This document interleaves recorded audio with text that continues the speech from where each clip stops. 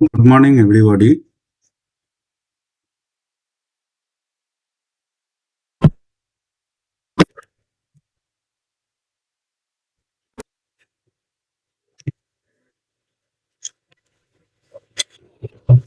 এটা হচ্ছে bank নিফটির chart.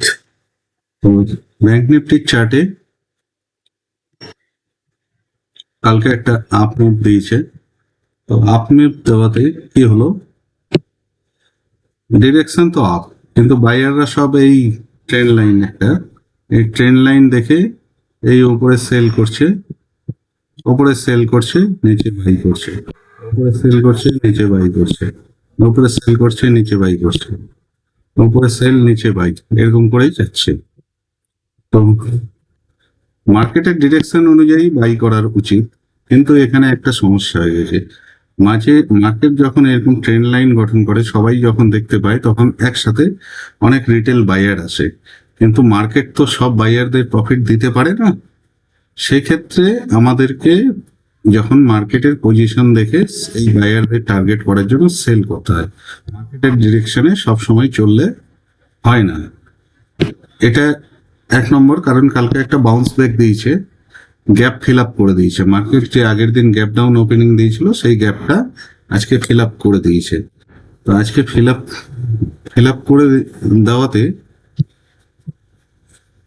Gap fill up করে দিয়েছে। তো গ্যাপ ফিল আপ করে দেওয়াতে এখানে ফ্রেশ বায়ার আসতে চাবে, কিন্তু সেই বায়ারদেরকে টার্গেট করার জন্য আমরা সেল পজিশন নেব। আর তারপরে দু নম্বর কথা, আমরা মার্কেটের চার্ট দেখে কাজ করি, কিন্তু চার্ট দেখে কাজ করলেও মানে নিউজে নিউজ নিউজের উপর আমরা কোনো কাজ করি না। কিন্তু নিউজের উপর কাজ না করলেও নিউজ কিছুটা ফলো করতে হয়। যেমন এখন মার্কেটে কোনো ট্রিগার নেই, যেমন আরবিআই পলিসি মিট একটা ট্রিগার ছিল, ওই জন্য কিছুদিন ধরে মার্কেট আপ যাচ্ছিল। এখন সেরকম মেজর ট্রিগার নেই। এখন হচ্ছে এই মাসটা শেষ হলে কোয়ার্টারলি ইয়ার্নিংস, বড় বড় কোম্পানির যে কোয়ার্টারলি ইয়ার্নিংস আসবে, তার উপরে মার্কেটের ডিরেকশন নির্ভর করবে। তাদের আর্নিংস যদি ভালো হয়, মার্কেট উপরে যাবে, আর না হলে মার্কেট এখানে কনসলিডেশন করবে। এটাই হচ্ছে, একদিন হয়তো উপরে গেল, একদিন নিচে গেল, এরকম যাবে। যেহেতু এখানে চার্টে আপ যাচ্ছে, ফ্ল্যাট ক্লোজ এগুলো ওপেনিং এ গ্যাপ গ্যাপ ডাউন, সেক্ষেত্রে এই বায়ারদেরকে টার্গেট করার জন্য সেল পজিশন নেওয়াই আমার মনে হচ্ছে ঠিক হবে। এটা হচ্ছে ব্যাংক নিফটির চার্ট। এবার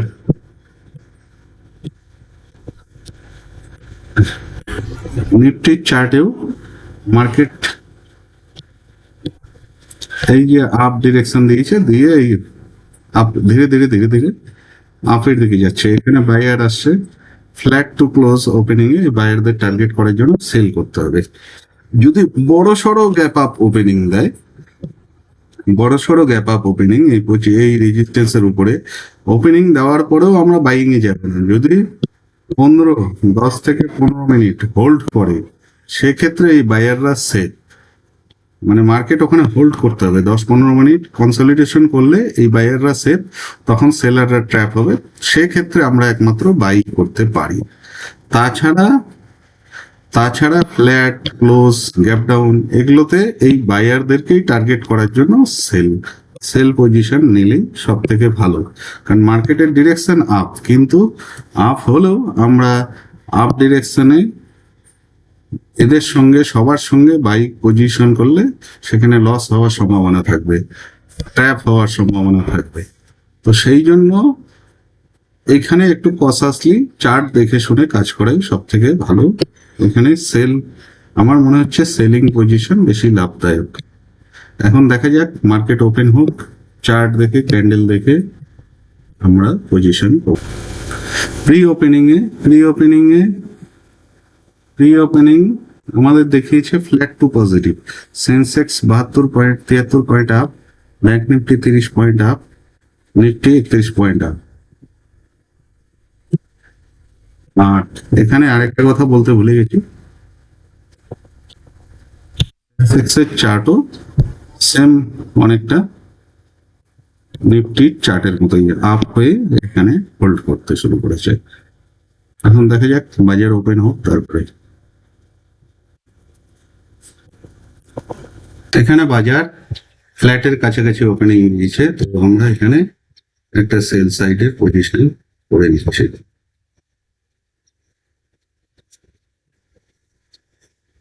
সেল সাইডের পজিশনে একটা করে নিচ্ছি।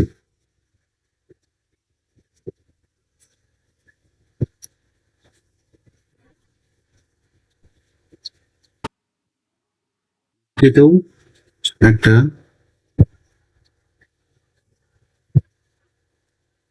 সেল সাইডের পজিশন করে নিচ্ছি এবং দেখা যাক কি হয়।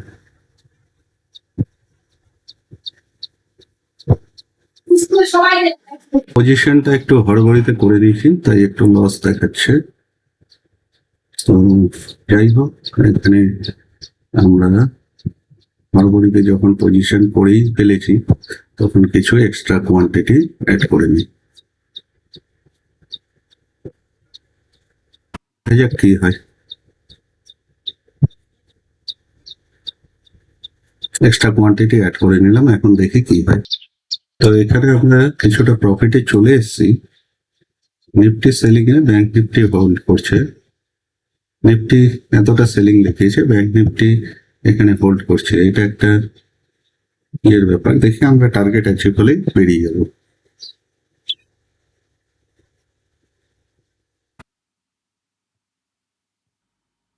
এখানে আমরা মানে টার্গেটটা বড় করার জন্য বসেছিলাম, কিন্তু টার্গেট বড় হচ্ছে না, মার্কেট এক জায়গাতেই হোল্ড করছে। তো এখানে আবার ব্যাংক নিফটি একটু উপরে উঠতে পারে, তো সেই জন্য আমরা প্রফিটটা যেটুকু পেয়েছি বের করেই দেবো।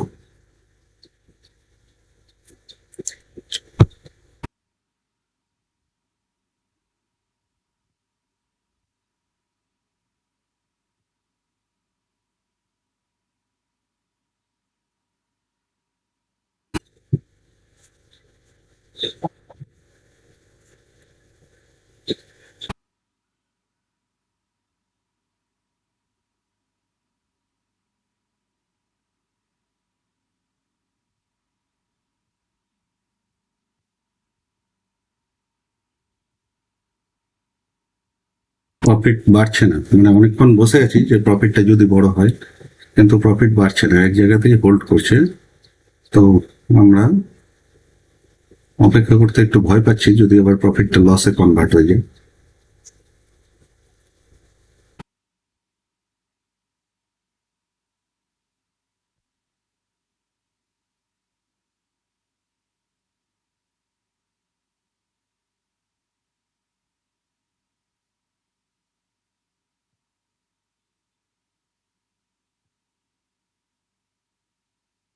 তো এখানে আমরা বেরিয়ে যাচ্ছি।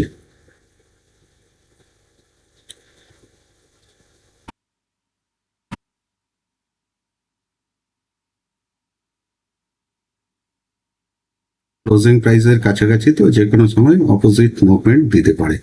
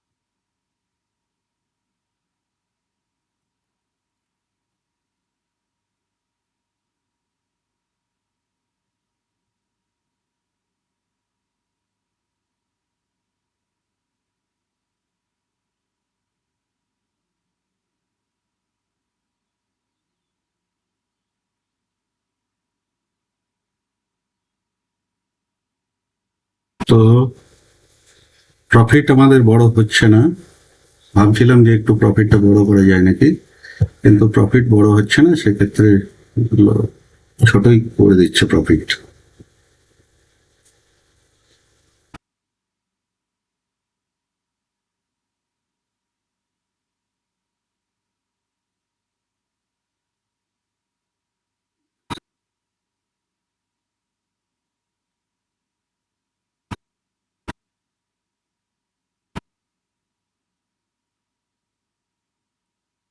প্রফিট যেহেতু বড় হচ্ছে না,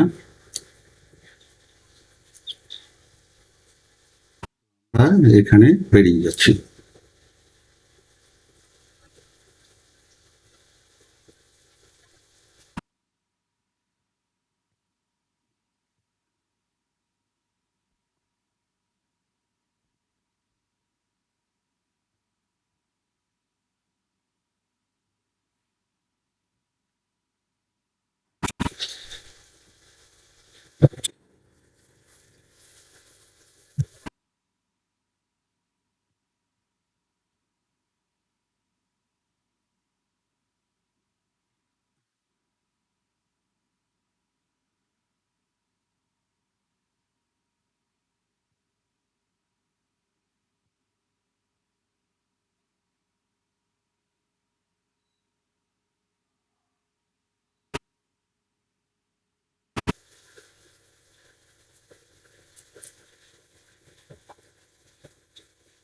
অনেকক্ষণ ধরে চেষ্টা করেও প্রফিট বড় হচ্ছে না, কারণ এই ক্ষেত্রে আবার অপোজিট সাইডে মুভমেন্ট দিতে পারে, তো আমরা এখানে বেরিয়ে যাচ্ছি। কারণ কি হয়, এখানে অনেক সেলার চলে আসে, তো সেক্ষেত্রে অপোজিট মুভমেন্ট দিতে পারে, তো সেই জন্য আমরা যেটুকু পেয়েছি বেরিয়ে যাচ্ছে, পরে দেখা যাবে।